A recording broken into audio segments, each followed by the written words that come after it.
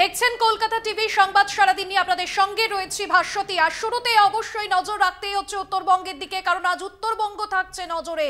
High voltage বৃহস্পতিবার উত্তরবঙ্গে মোদী মমতার সভা একই দিনে।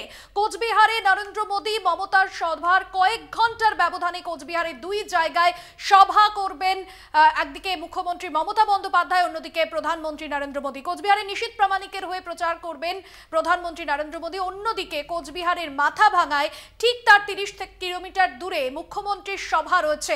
উত্তরবঙ্গে জোড়া সভা মমতার। আজ মাথাভাঙা ও মালবাজারে সভা করবেন মুখ্যমন্ত্রী মমতা বন্দ্যোপাধ্যায়।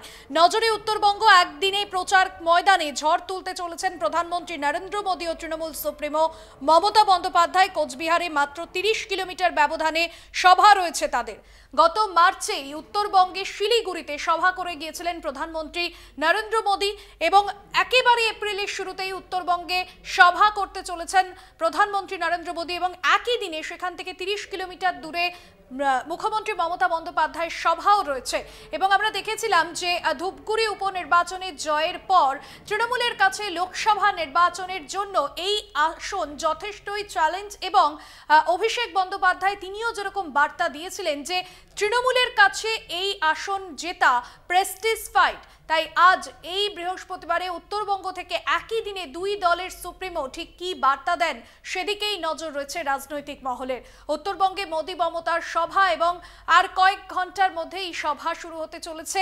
শেষ মুহূর্তের প্রস্তুতি যেরকম চলছে, একে একে কর্মী সমর্থকরা তারা আসছেন। নিরাপত্তাও যেরকম জোরদার করা হয়েছে, কারণ দুই হাই ভোল্টেজ যে সভা রয়েছে, একদিকে দুই দলের সুপ্রিমোর সভা রয়েছে।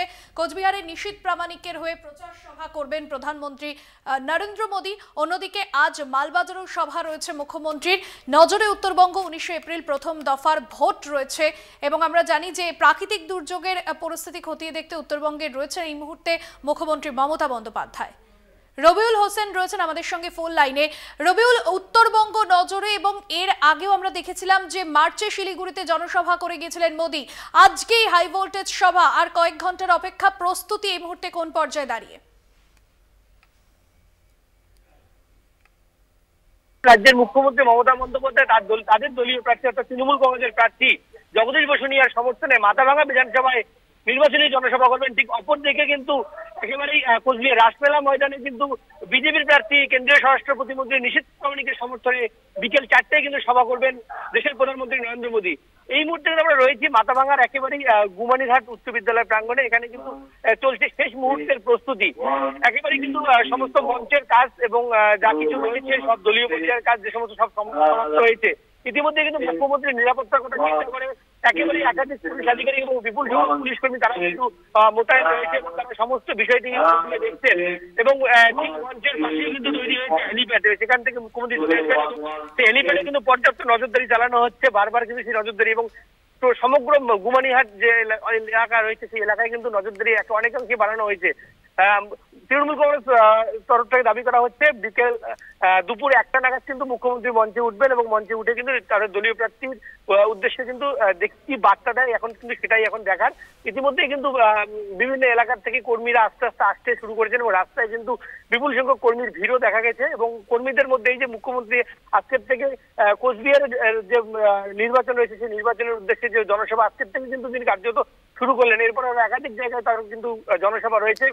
তৃণমূলের second in command Abhishek Bandyopadhyay আগেই বার্তা দিয়েছিলেন যে এই জায়গায় ফাইট কিন্তু অত্যন্ত প্রেস্টিজ এবং অত্যন্ত চ্যালেঞ্জিং তৃণমূলের কাছে।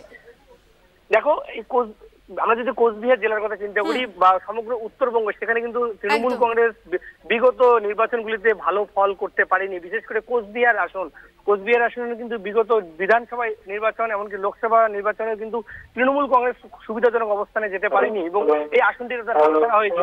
দিক থেকে দেখতে গেলে একেবারে কিন্তু কোচবিহার আসনকে পাখির চোখ করে রেখেছে। ইতিমধ্যেই কিন্তু 2 তারিখ কিন্তু তৃণমূল কংগ্রেস থেকে অভিষেক বন্দ্যোপাধ্যায় তিনি কিন্তু কোচবিহারে এসেছেন এবং এসে কিন্তু একেবারে নেতৃত্ব রয়েছে সকলে কিন্তু বৈঠক করে গিয়েছেন এবং যেটা আমরা সূত্র মারফত জানতে পারছি একেবারে কিন্তু স্পষ্ট বার্তা দিয়েছেন এবার কিন্তু কোচবিহার তাদের পুনরুদ্ধার করতেই হবে। ধন্যবাদ তোমায়।